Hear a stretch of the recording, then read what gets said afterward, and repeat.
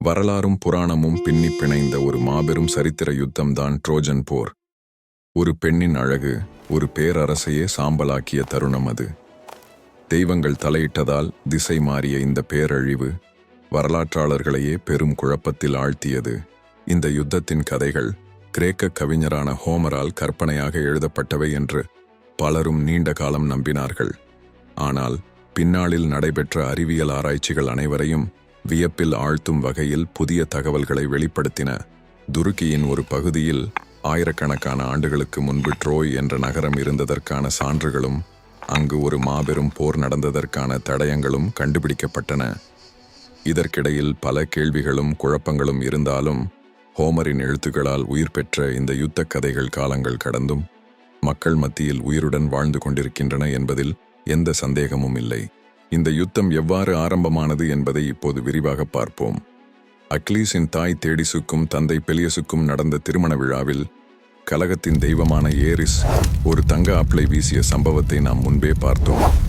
அது ஒரு சாதாரண ஆப்பிள் அல்ல, அதில் அழகியவளுக்கே டு த ஃபேரஸ்ட் என்ற வார்த்தைகள் பொறிக்கப்பட்டிருந்தன. அந்த வார்த்தைகள் பலரின் விதியையே மாற்றியது. அந்த ஆப்பிள் விழுந்த இடம் தெய்வங்கள் அனைவரும் கலந்து கொண்டிருந்த திருமண விழா. அந்த தங்க ஆப்பிளை யார் பெற வேண்டும் என்ற கேள்வி பெரும் குழப்பத்தை ஏற்படுத்தியது. பழம் யாருக்கென்று குழப்பமில்லை, ஆனால் அங்கு இருந்தவர்களில் அழகி யார் என்பதில்தான் விவாதம் ஏற்பட்டது. இந்த போட்டியில் 3 தெய்வங்கள் முன்னிலை பெற்றார்கள். சியூஸின் மனைவி ஹெரா, மகள் அதீனா மற்றும் அழகின் தெய்வமான அஃப்ரோடைட்டி. இவர்களில் ஒருவரை தேர்ந்தெடுக்கும் பொறுப்பு முதலில் சியூஸிடம் வழங்கப்பட்டது. சியூஸ் இந்த விஷ பரீட்சையின் தீர்ப்பை தானே வழங்கினால் தெய்வங்களுக்குள் முடிவில்லாத பகை உருவாகும் என்பதை நன்றாகவே உணர்ந்திருந்தார். அதனால் இந்த பொறுப்பை ஒரு மனிதனிடம் ஒப்படைக்க முடிவு செய்தார். தெய்வங்களின் அழகை மதிப்பிட வேண்டிய அந்த தீர்ப்புக்காக தேர்ந்தெடுக்கப்பட்டவன்தான் ட்ரோய் நாட்டின் இளவரசன் பாரிஸ். சியூஸ் தெய்வங்கள் எல்லோரும் குடியிருந்த சபையில் எல்லோரின் முன்னிலையிலும் கூறினார், நானாக இந்த தீர்ப்பை வழங்கினால் அது நியாயமானதாக இருக்காது. அது ஒருவரையே சாரும் வண்ணம் இருக்கும். இவர்களில் ஒருவர் என் மனைவி, ஒருத்தி என் மகள், மற்றவர் என் வெற்றியின் சின்னமாக உதிர்த்தவள். அதனால் இந்த பொறுப்பை மனித குலத்தில் பிறந்த பாரிஸிடம் ஒப்படைக்கிறேன். அவன் இயற்கையோடு வளர்ந்தவன். உண்மையான அழகை கண்டறியும் திறமையும் நியாயமான தீர்ப்பை வழங்கும் திறமையும் அவனிடம் உள்ளது என்று கூறினார். இதை கேட்ட 3 தெய்வங்களும் ஹெர்மீஸுடன் இணைந்து பாரிஸ் இருக்கும் இடத்திற்கு விரைந்தார்கள். பாரிஸ் என்பவன் சாதாரண இளவரசன் அல்ல. அவன் பிறந்த பொழுது ட்ரோய் நகரத்திற்கு அழிவை கொண்டு வரும் குழந்தை என்று ஒரு தீர்க்க தரிசனம் கூறப்பட்டது. அதனால் அவனது தந்தையான ட்ரோய் மன்னன் பிரியம் அந்த குழந்தையை உயிரோடு விட்டால் நாட்டிற்கே ஆபத்து வரும் என்று எண்ணி அவனை கொன்றுவிடக் கூறி அரண்மனையின் தலைமை மேய்ப்பனான அகெலாரஸின் கையில் கொடுத்து அனுப்பினார். பச்சிளம் குழந்தையை கொல்ல மனமில்லாமல் அகெலாரஸ் ஈடா மலைப்பகுதியில் குழந்தையை கைவிட்டு சென்றார். ஆனால் விதி வேறு முடிவெடுத்திருந்தது. 5 நாட்கள் கழித்து அகெலாரஸ் அந்த குழந்தையை கைவிட்ட இடத்தருகில் வந்து பார்த்தபோது கரடி ஒன்று அவனுக்கு பால் கொடுத்து பாதுகாப்பாக வைத்திருந்ததைக் கண்டு ஆச்சரியப்பட்டான். அவன் சாக வேண்டியவன் அல்ல என்பதை உணர்ந்து அவனை காப்பாற்றி தன் மகனாக வளர்க்க ஆரம்பித்தார். அரசகுலத்தில் பிறந்தவன் என்பதை அறியாமலேயே இயற்கையின் மத்தியில் வளர்ந்த பாரிஸ் அழகையும் நீதியையும் மதிக்கும் ஒரு இளைஞனாக உருவானான். அந்த வேளையில்தான் ஒரு நாள் அவன் மலைமேடுகளில் தன் மந்தையை மேய்த்து கொண்டிருந்த போது திடீரென அவன் முன் தெய்வங்களின் தூதரான ஹெர்மீஸ் தோன்றினார். அவனுடன் ஹெரா, அதீனா, அப்ரோடைட் ஆகிய 3 தெய்வங்களும் வந்தார்கள். மனித உலகில் எவரும் காணாத அந்த தெய்வீக ஒளி அந்த மலைப்பகுதியை நிரப்பியது. ஹெர்மீஸ் பாரிஸிடம் சியூஸின் கட்டளையை அறிவித்தான். இந்த தங்க ஆப்பிள் யாருக்குச் சொந்தம் என்பதை நீ தீர்மானிக்க வேண்டும். ஒரு சாதாரண மேய்ப்பனாக வாழ்ந்த இளைஞன் திடீரென தெய்வங்களின் நடுவில் நீதிபதியாக நிற்க வேண்டிய சூழ்நிலையில் சிக்கினான். அந்த தீர்ப்பு மனித வரலாற்றையே மாற்றப்போகும் என்பதை அவன் அறிந்திருக்கவில்லை. பாரிஸின் தீர்ப்பிலேயே தங்களுடைய கௌரவமும் பெருமையும் அடங்கியிருப்பதை அறிந்த 3 தேவிகளும் அவனின் மனதை மாற்ற லஞ்சம் கொடுத்து நீதியை விலைக்கு வாங்க முயன்றார்கள். முதலில் ஹெரா பாரிஸை நோக்கி கூறினாள், நீ என்னை தேர்ந்தெடுத்தால் உலக அரசாட்சியை உன் காலடியில் விழச் செய்வேன். அனைத்து ராஜ்யங்களையும் ஆளும் அதிகாரமும் அளவற்ற செல்வமும் உன்னை வந்து சேரும் என்று வாக்குறுதி அளித்தாள். ஆனால் தன் உண்மையான பிறப்பையும் அரச மரபையும் அறியாத பாரிசுக்கு அந்த வார்த்தைகளின் பெருமை முழுமையாக புரியவில்லை. மலைப்பகுதியில் ஆட்டு மந்தையை மேய்த்து வாழ்ந்த இளைஞனுக்கு உலக அரசாட்சி என்ற எண்ணம் பெரிதாக தோன்றவில்லை. அடுத்து அத்தீனா முன்வந்து கூறினாள், நீ என்னை தேர்ந்தெடுத்தால் அழியாத ஞானத்தையும் போரில் வெற்றி பெறும் வீரத்தையும் உனக்கு அளிப்பேன். நீ செல்லும் ஒவ்வொரு போரிலும் வெற்றி உன்னையே தேடி வரும். உலக நாடுகள் உன்னை எதிர்க்க அஞ்சும் என்று வாக்குறுதி அளித்தாள். ஆனால் தான் ஒரு இளவரசன் என்பது தெரியாத நிலையில் இருந்த பாரிசுக்கு போர் மற்றும் வெற்றி பற்றிய சிந்தனை முக்கியமாக தோன்றவில்லை. அத்தீனாவின் வாக்குறுதியின் மகத்துவத்தை உணராமல் அந்த வாய்ப்பையும் நிராகரித்தான். இறுதியாக அஃப்ரோடைட்டு பாரிஸை வேறு விதமாக அணுகினாள். இளைஞனின் மனதை நன்கு புரிந்த அவள் மென்மையாக கூறினாள், நீ என்னை தேர்ந்தெடுத்தால் உலகிலேயே அழகிய பெண்ணின் காதலை உனக்கு கிடைக்கச் செய்வேன் என்று வாக்குறுதி அளித்தாள். இந்த வாக்குறுதி பாரிஸின் இதயத்தை கவர்ந்தது. அதிகாரமோ போர் வெற்றியோ அல்ல, காதலின் ஆசையே அவன் மனதை வென்றது. எந்த தயக்கமும் இல்லாமல் அஃப்ரோடைட்டை தேர்ந்தெடுத்து தங்க ஆப்பிளை அவளுக்கு கொடுத்து தனது தீர்ப்பை அறிவித்தான். இந்த முடிவால் கடும் கோபமடைந்த ஹெராவும் அத்தீனாவும் பாரிஸின் மீது பகையை மனதில் கொண்டு அங்கிருந்து விலகிச் சென்றனர். அந்த தீர்ப்பே ட்ரோஜன் போரின் விதையை விதைத்த தருணமாக மாறியது. அப்ரோடைட்டின் அருளால் பாரிஸின் வாழ்க்கையில் பெரும் திருப்பம் ஏற்பட்டது. பாரிஸ் வாலிப வயதை அடைந்தபோது திராய் நகரத்தில் நடைபெற்ற பிரைஸ் புல் விளையாட்டுப் போட்டியில் பங்கேற்க அவனுக்கு ஒரு வாய்ப்பு கிடைத்தது. ஒரு சாதாரண மேய்ப்பனாக அவன் ட்ராய் நகரத்திற்குள் நுழைந்தான். ஏற்கனவே குத்துச்சண்டை போட்டிகளிலும் ஓட்டப்பந்தயங்களிலும் வெற்றி பெற்றவன் என்பதால் அரச குடும்பத்தினர் பங்கேற்கும் காளையை மீட்டெடுக்கும் போட்டியில் அவன் தேர்ந்தெடுக்கப்பட்டான். இதில் ஆச்சரியம் என்னவென்றால், பாரிஸ் இறந்த நாளை முன்னிட்டு இந்த விளையாட்டுப் போட்டிகள் ஏற்பாடு செய்யப்பட்டிருந்தன.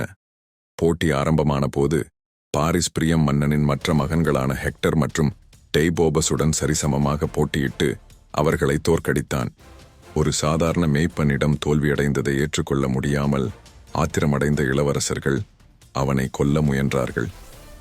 அப்போது அவர்களிடமிருந்து தப்பிக்க பாரிஸ் அருகில் இருந்த கோவிலுக்குள் தஞ்சம் புகுந்தான். அந்த கோவிலை பாதுகாத்து வந்த அவனது சகோதரியும் தீர்க்கதரிசியுமான கசாண்ட்ரா அவன் காணாமல் போன இளவரசன் என்பதை அடையாளம் கண்டு உலகிற்கு அறிவித்தாள். பிறந்தபோது அவன் உடலில் இருந்த அடையாளங்களை பார்த்த அவனது தாய் ஹெகுபா அதனை உறுதிப்படுத்தினாள். இவ்வாறு பாரிஸ் மீண்டும் அரண்மனைக்கு திரும்பினான். தன் மகன் உயிருடன் இருப்பதை அறிந்த மன்னன் பிரியம் பழைய சாபங்களை மறந்து அவனை மீண்டும் இளவரசனாக ஏற்றுக்கொண்டார். தாங்கள் கொலை செய்ய முயன்றது தங்களுடைய சகோதரன் என்பதை அறிந்த ஹெக்டர் மற்றும் டெய்போபஸ் மனம் நொந்து அவனிடம் மன்னிப்பு கேட்டனர். இவ்வாறு பாரிஸ் இளவரசனாக ட்ராய் நாட்டில் தனது காலடியை பதித்தான். இவ்வாறு இருக்கையில் ஒரு நாள் இளவரசன் பாரிஸை மன்னன் பிரியம் தூதராக ஸ்பார்டாவிற்கு அனுப்ப திட்டமிட்டார். இதற்கு 2 முக்கிய காரணங்கள் இருந்தன. முதலாவது, திராய் மற்றும் ஸ்பார்டா ஆகிய 2 நகரங்களுக்கு இடையே நல்லுறவை ஏற்படுத்தவும் கிரேக்க அரச குடும்பங்களைப் பற்றி தெரிந்து கொள்ளவும். மற்றொன்று, கிரேக்கர்களால் சிறைபிடிக்கப்பட்டிருந்த பிரியாமின் சகோதரியும் பாரிஸின் அத்தையுமான ஹெசியோனையை மீட்பதற்கான பேச்சுவார்த்தை நடத்த பாரிஸ் அனுப்பப்பட்டார். திராய் நகரத்திலிருந்து செல்ல ஆயத்தமாக இருந்தபோதுதான் அஃப்ரோடைட்டி பாரிஸை சந்தித்து அவளுடைய வாக்குறுதியை நிறைவேற்றும் தருணம் வந்துவிட்டதாக கூறுகிறாள். உலகின் அழகான பெண் என்றால் அவள் ஸ்பார்டா நாட்டின் அரசி ஹெலன்தான். அவள் உன் மீது காதல் கொள்ள வேண்டுமெனில் நீ அவளை சந்திக்க வேண்டும். உன் பயணத்தை ஆரம்பி, நான் என் வாக்கை நிறைவேற்றுகிறேன் என்று கூறினாள். அதன்படி பாரிஸ் ஸ்பார்டாவிற்கு சென்றடைந்தான். கிரேக்கர்களின் கலாச்சாரப்படி விருந்தினரை மிகவும் மரியாதையுடன் வரவேற்பார்கள். அதுபோலவே ஸ்பார்டா மன்னன் மெனலாஸ் பாரிஸை அரச மரியாதையுடன் வரவேற்று தனது அரண்மனையில் தங்க வைத்தார். அவனுக்கு அப்போது தெரியவில்லை அவன் தனது மனைவியை அபகரித்து செல்ல வந்துள்ளான் என்று. அங்குதான் பாரிஸ் முதல் முறையாக ஹெலனை சந்தித்தார். அப்ரோடைட் தன் மகன் ஈரோஸின் உதவியுடன் ஹெலனை பாரிஸை கண்ட மறுகணமே அவன் மீது காதல் வயப்பட வைக்கிறாள். இருவருக்கிடையில் காதல் ஏற்பட்ட சமயம் மேனலாஸின் தாத்தா இறந்த செய்தி அறிந்து அவர் ஈமச்சடங்கில் கலந்து கொள்ள மேனலாஸ் கிரீட் தீவிற்கு செல்கிறார். அதுபோலவே ஹெலனின் தந்தை டிண்டேரியஸ் விருந்தினரையும் ஹெலனையும் கவனிக்கும் பொறுப்பை ஹெலனின் சகோதரர்களான காஸ்டர் மற்றும் பொலஸ், அதாவது ஜெமினி இரட்டையர்களிடம் கொடுத்துவிட்டு மருமகனுடன் கிரீட் நாட்டிற்கு செல்கிறார். ஆனால் ஜெமினி இரட்டையர்கள் அரண்மனையில் இருப்பதை விட்டு வெளியே செல்கிறார்கள். அவர்கள் எங்கு சென்றார்கள் என்பது ஜெமினி இரட்டையர்களின் இறுதி பாகத்தை பார்த்தவர்களுக்கு நன்றாகவே தெரிந்திருக்கும். சரித்திர போரில் காலடி வைக்கும் முன்னரே நட்சத்திரமாக மாறியிருப்பார்கள். யாரும் இல்லாத அந்த சந்தர்ப்பத்தை பயன்படுத்தி பாரிஸ் ஹெலனை அவரது சம்மதத்துடன் திராய் நகரத்திற்கு அழைத்துச் செல்கிறார். ஸ்பார்டா மன்னன் மெனலாஸ் தனது மனைவி கடத்தப்பட்டதை அறிந்து கோபத்தின் உச்சிக்கே சென்று விடுகிறான். உடனடியாக தனது அண்ணனும் மைசீன் நாட்டின் மன்னனுமான ஆகமெம்னானுக்கு செய்தி அனுப்புகிறான். ஹெலனுக்கு திருமணம் நடப்பதற்கு முன்பே கிரேக்கத்தில் உள்ள அனைத்து இளவரசர்களும் ஒரு சத்தியம் செய்திருந்தார்கள். தி ஓத் ஆஃப் டிண்டாரியுஸ், அதாவது ஹெலனின் திருமண வாழ்க்கைக்கு ஏதேனும் ஆபத்து வந்தால் அனைவரும் ஒன்று கூடி அதை காக்க வேண்டும் என்பதாகும். இந்த சத்தியத்தின் விளைவாக அகமெம்னான் அனைத்து கிரேக்க வீரர்களையும் ஒன்று திரட்டினான். முதலில் மெனலாசும் ஒடிசியஸும் திராய் நகரத்திற்கு சென்று ஹெலனை திரும்ப ஒப்படைக்குமாறு கேட்டார்கள். ஆனால் பாரிஸும் திராய் மக்களும் அதை மறுத்துவிட்டார்கள்.